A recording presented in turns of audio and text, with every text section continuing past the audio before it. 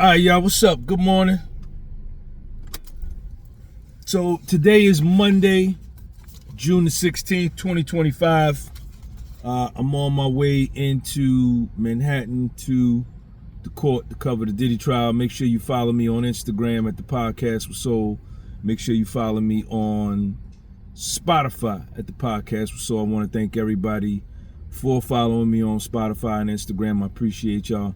And shout out to all my new subscribers that have come over here. So last night late, I got an email that Alexandra Shapiro, which is Puffy's attorney, one of Puffy's attorneys, has filed a motion with the court for a third mistrial if juror number 6 is removed from the jury. So the letter is dated June 15, 2025. Dear Judge Submaranian, the defense submits this letter in further support of its vigorous opposition to striking juror number 6, a black man. Then it's redacted. Mr. Combs would be substantially prejudiced by the dismissal of this juror, and because there is no factual basis to remove him, under Fazio, the court lacks the discretion to do so. Moreover, if the supposed inconsistencies in his answers to the court's questions were truly of concern, then it's redacted. If the court strikes juror number 6, we respectfully request that a mistrial be declared. We understand that the court has refused to find any discriminatory motive in the government's actions with respect to its peremptory strikes or this motion. Now, peremptory strikes are when they're doing the voir dire process, and this is going to come up later in this letter.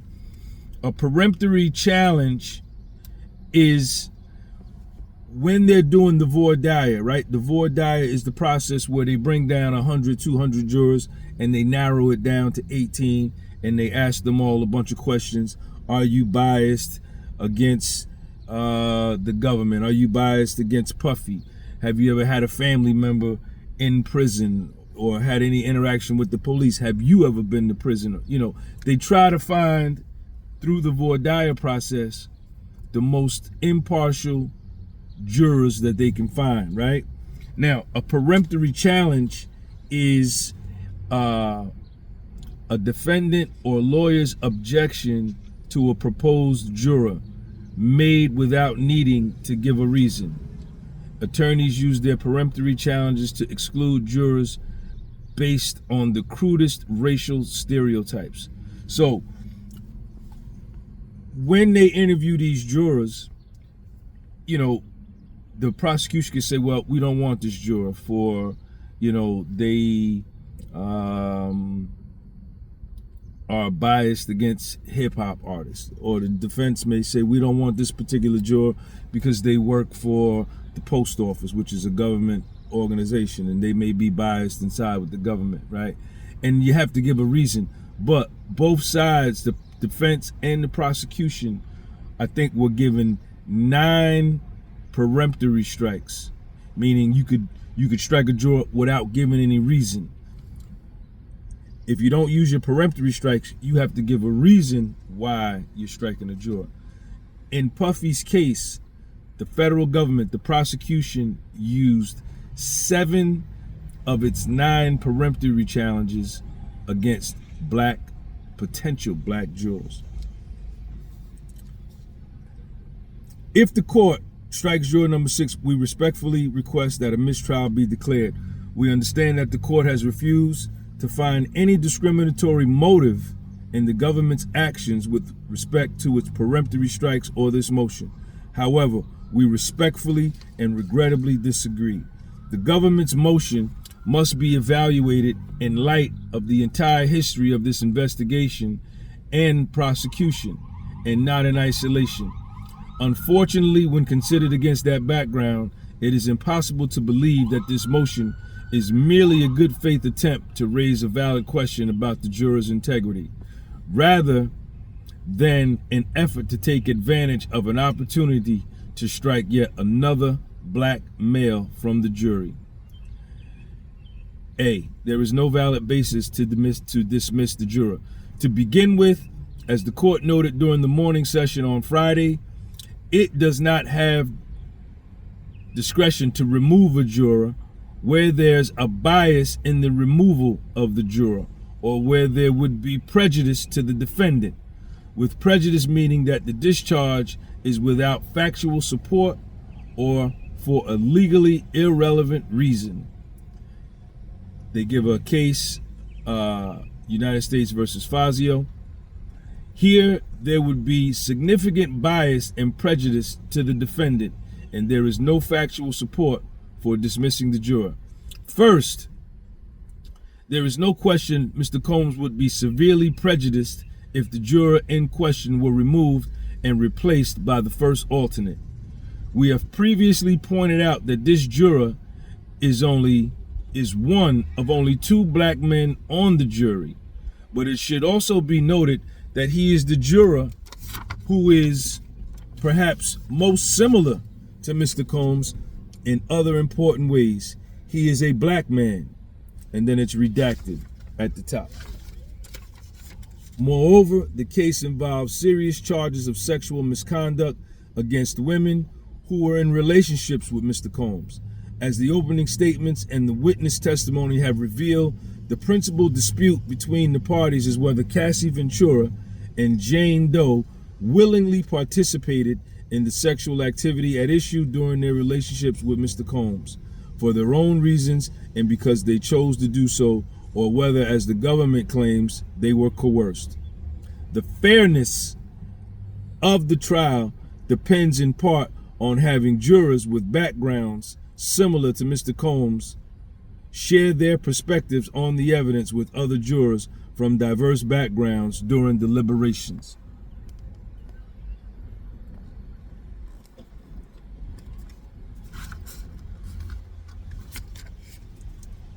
Removing this particular juror will deprive Mr. Combs of that important perspective, and it is no answer to simply say that there are other black jurors or other males on the jury. Second, there is no factual support for the government's position or, respectfully, the court's statements Friday afternoon, which were in stark conflict with the court's apparent recognition Friday morning that the purported inconsistencies were likely completely benign. As we explained at length in our letter of June the 12th on this topic, there were no material inconsistencies with respect to any juror said during voir dire and in the June 9th colloquies. And the juror's willingness to perform this public service and his civic duty should be considered a positive rather than a negative factor. There is no evidence whatsoever that he had an agenda or a bias in favor of either party, and no legitimate reason to jump to that conclusion. Indeed, the court had an opportunity to assess the juror's demeanor, not only during voir dire, but also at a closer proximity in the robing room during 2 colloquies on June 9th. The court never suggested at any time before Friday afternoon that it had any reason to doubt that the juror was doing his best to be forthright and honest with the court. During Friday morning session, after having reviewed both parties' submissions, including the government's lengthy quotes from the relevant transcripts, the court indicated it was inclined to agree that there was an insufficient basis to find that the juror was being deceitful and intentionally so, as the government charged. Now, these are the words of Judge Submaranian. And so the defense's submission is really that the answers, given the nature of the inquiry both in jury selection and during the current process, was vague enough so that the answers could easily be reconciled with each other. And the subject matter of what was being addressed is so far afield from the juror's performance of duties that that's not a reason to remove the juror. The real suggestion from the government as to the reason why the juror should be removed is because if you take the inference against the juror's credibility, there is a view that if you can't reconcile the answers and the juror was being deceitful and intentionally so, either in jury selection or in the colloquy in the robing room, then that would be grounds to disqualify the juror. For that to happen, we would need to have a further inquiry with the juror because on the current record, there is an insufficient basis to make that determination, meaning there's an insufficient basis to remove the juror. And in terms of how we view the inquiry post-jury selection, I think that there's a difference. I think that when we address these types of questions during the jury selection process, there may be an inkling or a suggestion that there's a reason to disqualify a juror for cause. And that has one standard, but it's before the exercise of peremptory challenges and impaneling of the juror. And so that has one standard. I think the defense's suggestion, and I think it's consistent with a lot of the cases, is that the default actually flips once you have the jury actually in the box and you have a regular jury and alternates. At that point, you need something more to disqualify a juror. And the cases cited by both sides have situations presented that are far more extreme than what has been presented. Moreover, the court indicated a preference for further inquiry. It specifically noted, quote unquote, this is Judge Submaranian, I think that it is likely that what we will hear will be a perfectly innocent explanation for the answers. I don't think that they are irreconcilable. I think that for the reasons that the defense has stated, there's a way to reconcile the entire record. The court also noted that the only reason why this situation even came up is because of a statement that was made on the juror's own volition to jury department staff in a friendly and in an offhand banter.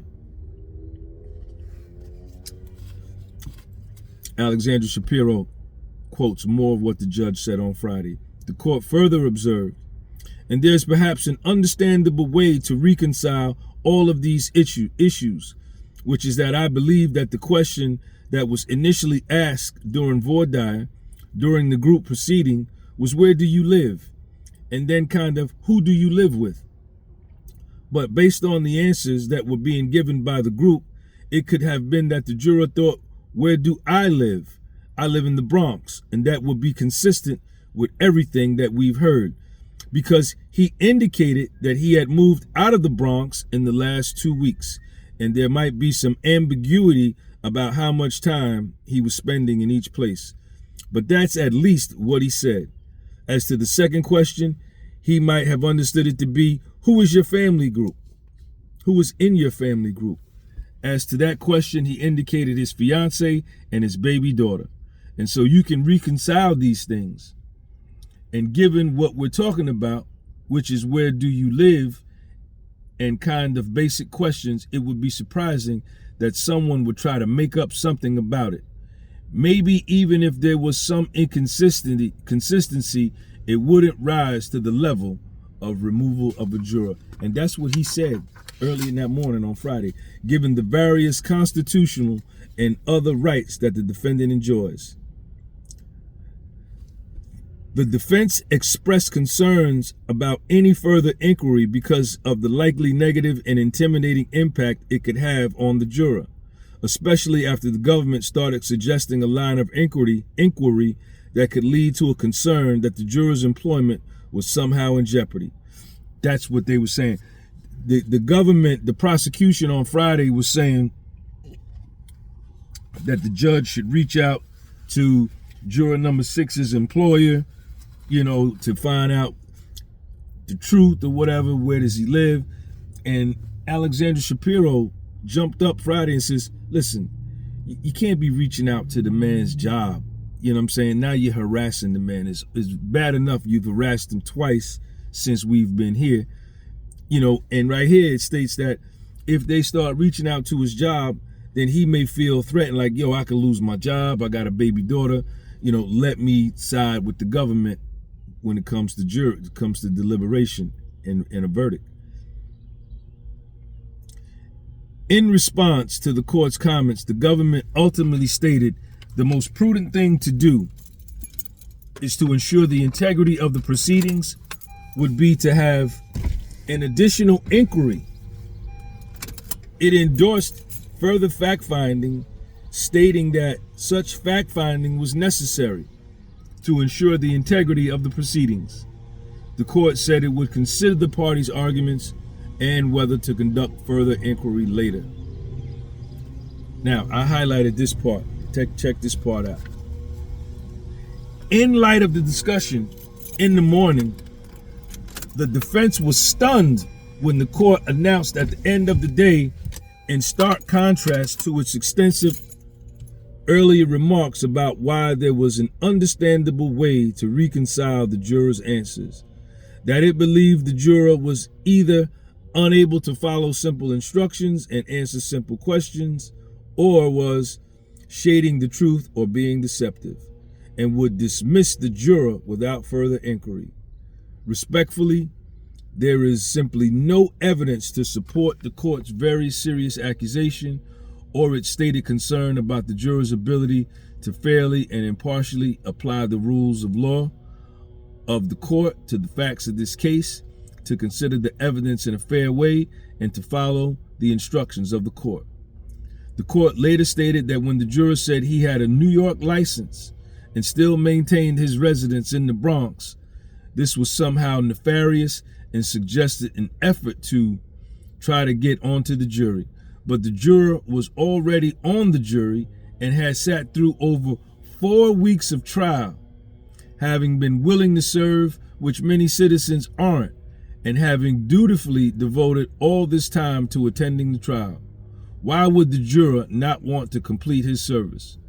Why would he not emphasize that he is still a legal resident of New York, even if he spends several nights a week, I guess, at his girlfriend's house, because it's redacted? There is not a shred of evidence that he had a pre-existing agenda when responding to voir dire questions, as opposed to a willingness to do his civic duty. And the statements the court cited were made after weeks of service, not at the outset.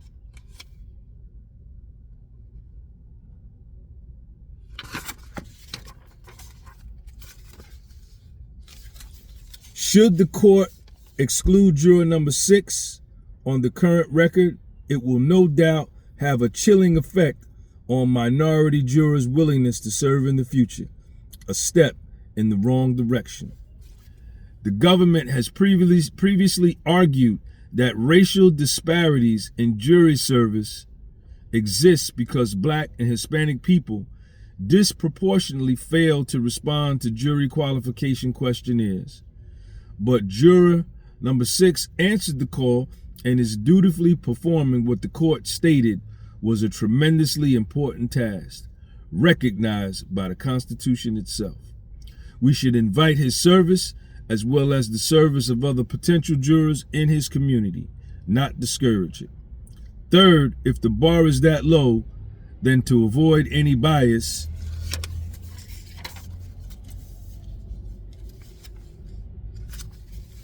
the government's motion continues a pattern of overreach, suggesting a discriminatory motive in challenging juror number 6.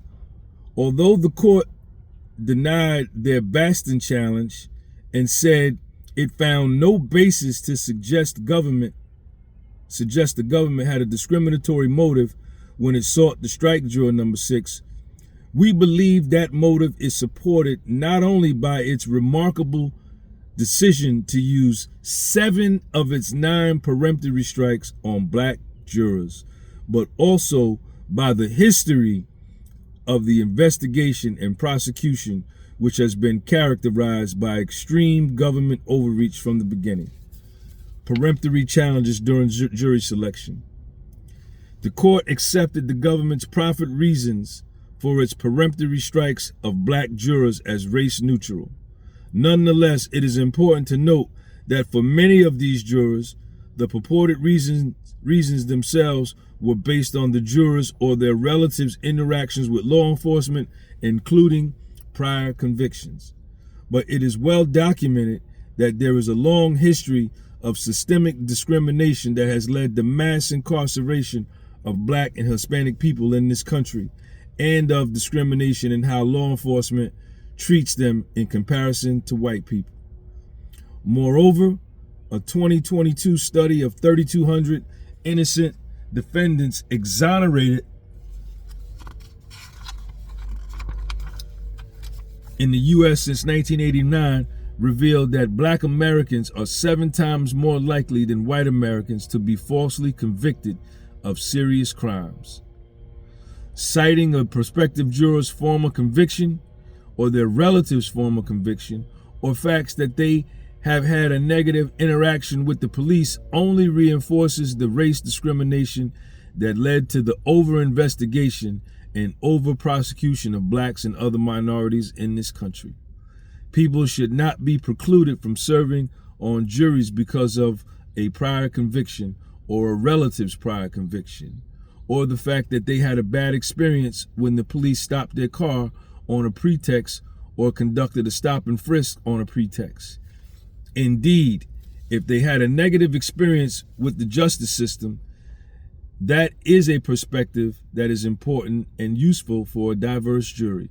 For these reasons, in recent years, courts like the Washington state courts have implemented rules for closing the use of peremptory because a juror has had prior contact with law enforcement officers or has a close relationship with people who have been stopped, arrested, or convicted of a crime. Here, the government justified several of its strikes on this sort of basis. For instance, the prosecution said one reason for the first strike was that the juror had a fiancé that served 4 years in prison for a drug conviction. A reason supplied for the second strike was that he had been arrested 3 times, including for harassing a police officer. The fourth strike was a juror whose ex-husband had spent 21 years in prison for attempted murder, and she remained close with him, and had a brother who had been incarcerated for 2 years based on a drug conviction. The government justified its fifth strike in part on the basis that the juror had 2 brothers who each did time in prison for felony convictions. Another strike cited inconsistent explanations of interactions with police. History of investigation and prosecution. For starters, it is notable that Mr. Combs, one of the most successful and self-made Black men in America, and a person who was an icon not just in the Black community, but in the music industry, the fashion industry, and otherwise, was indicted by the Southern District of New York's Civil Rights Unit. When the unit was established, former U.S. Attorney Damian Williams was quoted as saying, "White supremacist groups are on the march, anti-Semitism is on the march, anti-Asian violence is on the march, abuse of the most vulnerable in our society is on the march. But this prosecution has nothing to do with civil rights enforcement. What is being prosecuted is allegations about private sexual activity Mr. Combs engaged in with two of his former girlfriends and third parties." All of this was part of a coordinated effort to try to destroy one of the most successful Black men in American history. All of Mr. Combs' ventures are entirely legitimate, and the government has never suggested otherwise. Instead, the government's case is all about his personal life and what he and his romantic partners have done in the privacy of the bedroom. As the trial has shown, the most significant evidence against Mr. Combs involves domestic violence incidents normally dealt with by local authorities or family courts.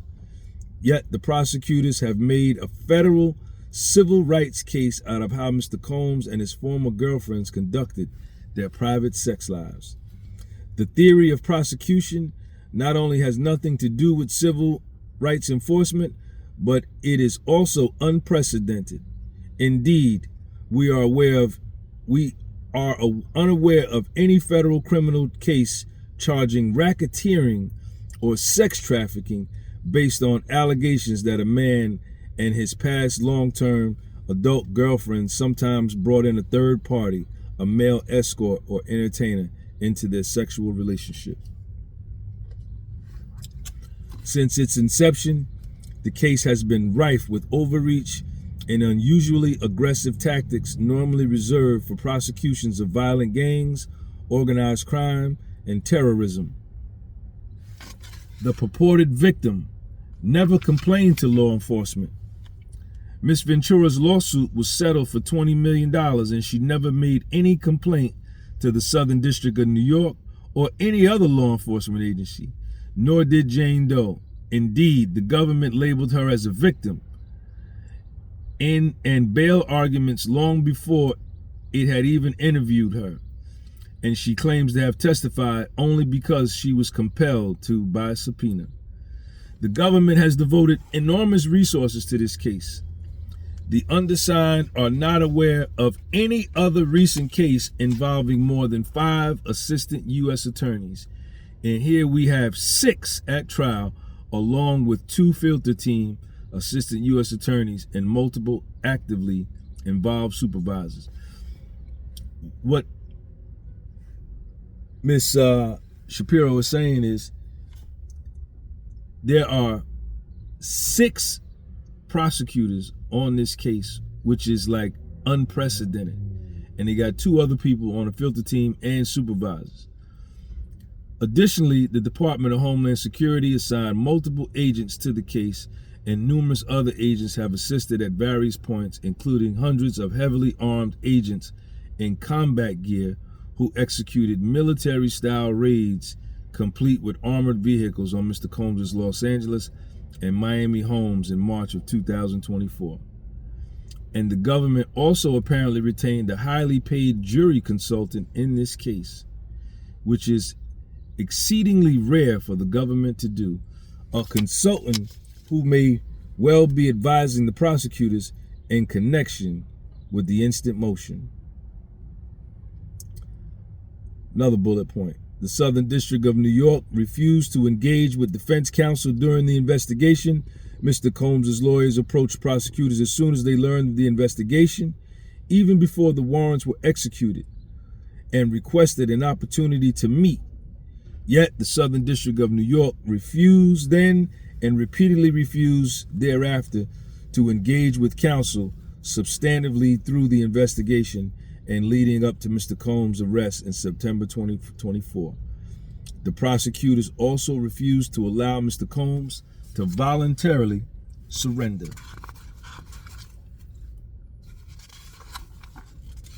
Presumably to create another media spectacle like the one orchestrated during the raids below.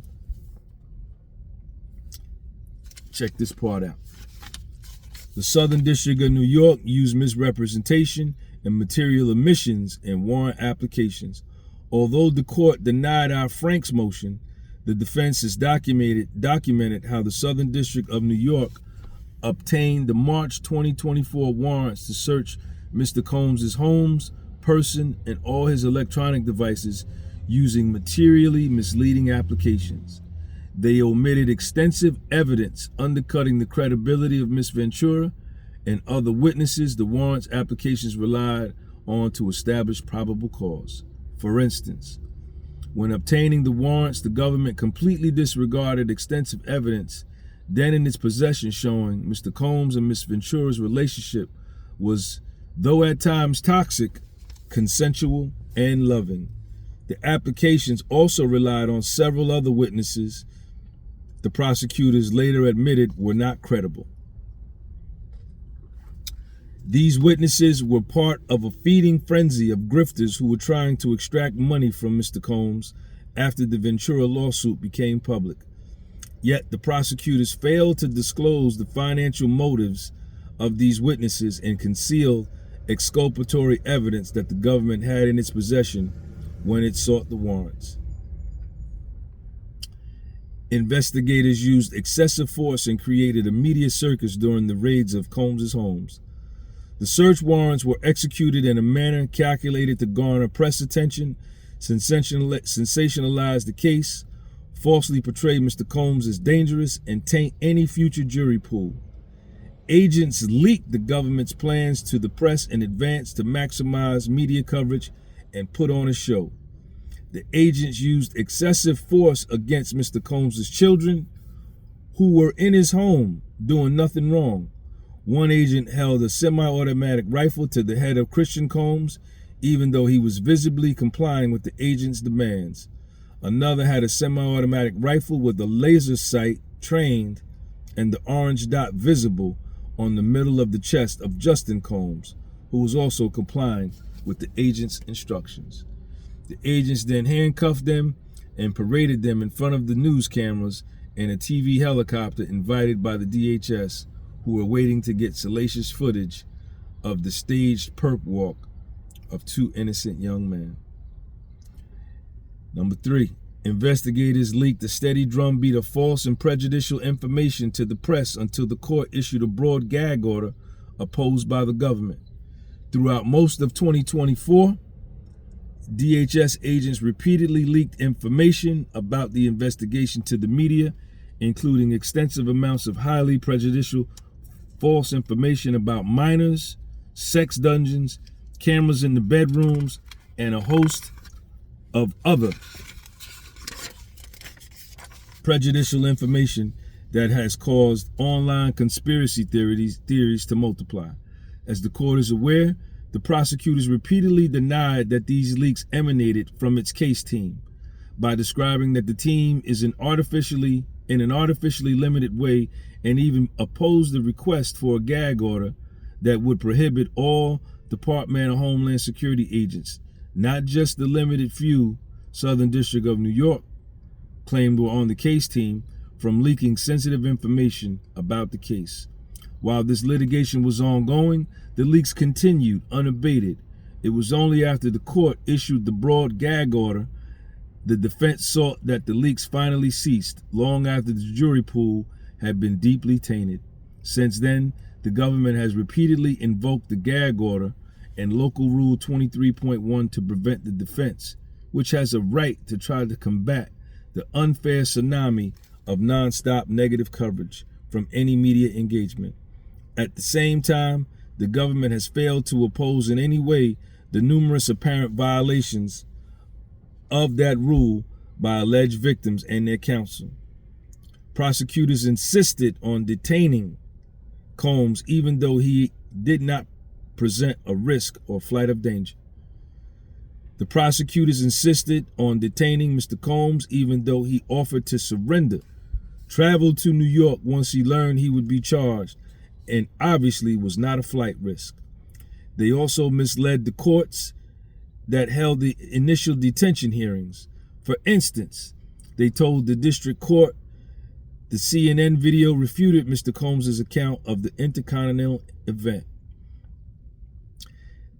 that the incident occurred after the couple had an argument over Mr. Combs' relationship and that involved the phone. They said that was just not what happened and just another cover-up, just more lies, even though nothing in the trial evidence contradicts the claim that the fight occurred because of jealousy in the relationship. They cited a third victim, Gina, who the prosecutors have entirely dropped from the case. Prosecutors surveilled Combs in jail and invaded the defense camp.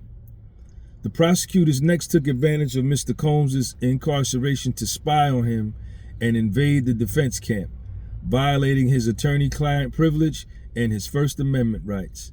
As the court is aware, shortly after Mr. Combs was detained, the Bureau of Prisons investigator began monitoring his communications, including calls with attorneys, and sharing information with prosecutors.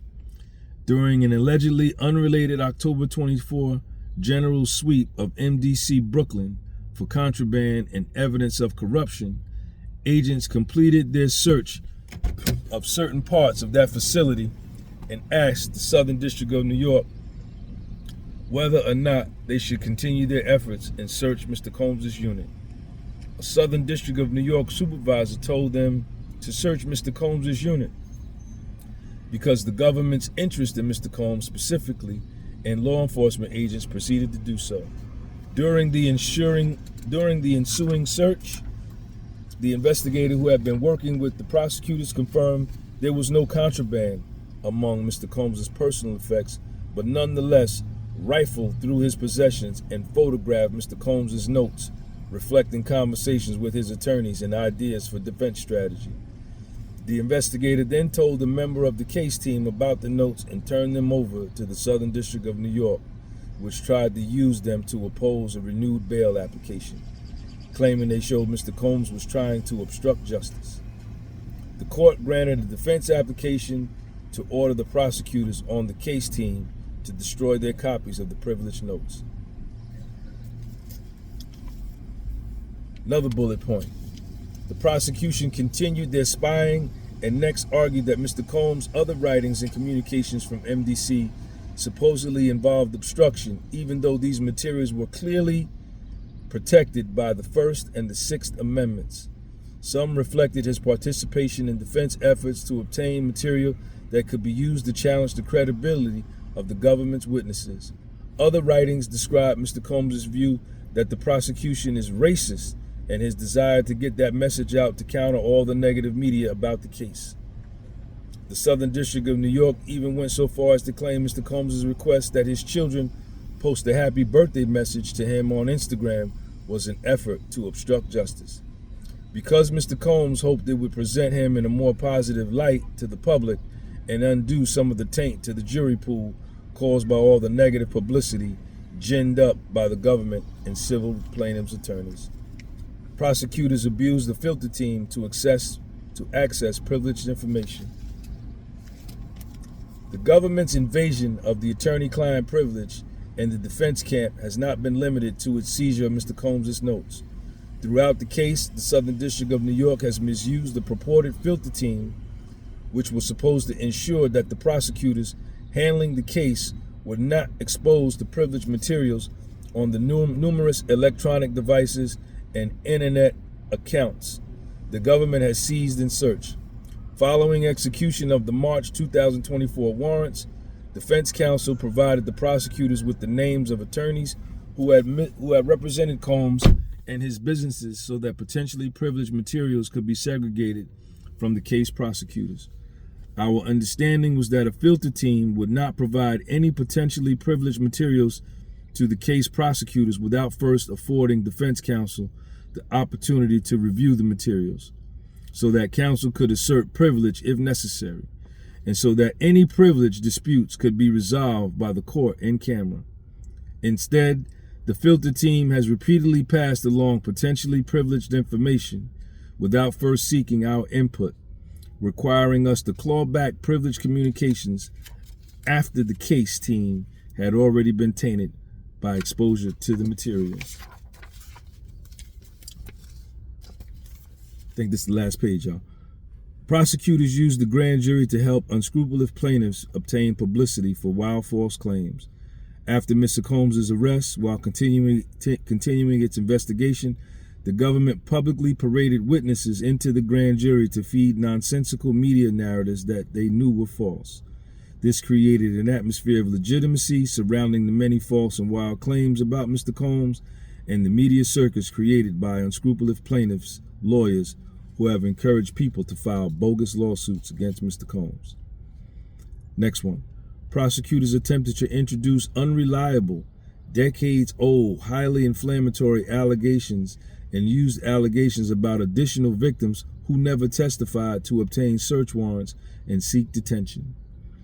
The government attempted to prop up its case with old, unreliable, and highly prejudicial and inflammatory Rule 404B evidence, much of which the court correctly and unfortunately excluded in granting the defense's motion in Lamine. And although the court denied the motion to exclude the testimony of one alleged victim, another girlfriend who had no interaction with any of Mr. Combs' employees or the alleged RICO enterprise, that individual apparently has decided not to testify. That's Gina. Likewise, the government spent over a year claiming that Mr. Combs' former girlfriend, Gina, was a victim and used that allegation to support arguments for bail and to obtain warrants, and presumably in the grand jury, even though and the government did not call Gina as a witness. Despite including her in the indictment, the government has not elicited any evidence at trial that could possibly support the conclusion that she is a victim. Prosecutors have engaged in other misconduct during trial. We recognize that the court has denied over 2 mistrial motions, but as the court is aware, we believe the government asked inflammatory and highly prejudicial questions of Inspector Jimenez to try to suggest Mr. Combs had somehow orchestrated the destruction of fingerprint evidence in 2012, and then presented testimony from Cassie Ventura and Brianna Bongelin that it knew or should have known was materially false. The government's history of these extremely aggressive tactics in this case is critical context against which its attempt to remove juror number 6 must be evaluated. In this case, the prosecutors have repeatedly flouted their office's proclaimed tradition of doing the right thing the right way for the right reasons. Their pretextual motion to dismiss juror number 6 is just one more attempt to gain an unfair advantage at the expense of Mr. Combs' right to a fair trial, which is all we ask this court to preserve. For the foregoing reasons, this court should allow juror number 6 to remain on the jury. If the court truly believes his statements raise serious concerns about his ability to follow instructions, which we respectfully submit would be unfair and unsupported conclusion based on what were at worst imprecise answers to the court's questions. If the court dismisses juror number 6, the unfair prejudice from replacing him with the first alternate at this late stage of the proceedings warrants a mistrial. That's it. All right, y'all, I'm finna go into the court. I'll see y'all at noon when I come out and do my live. That's it. So we're gonna go find out now what they're gonna do with juror number 6. Peace.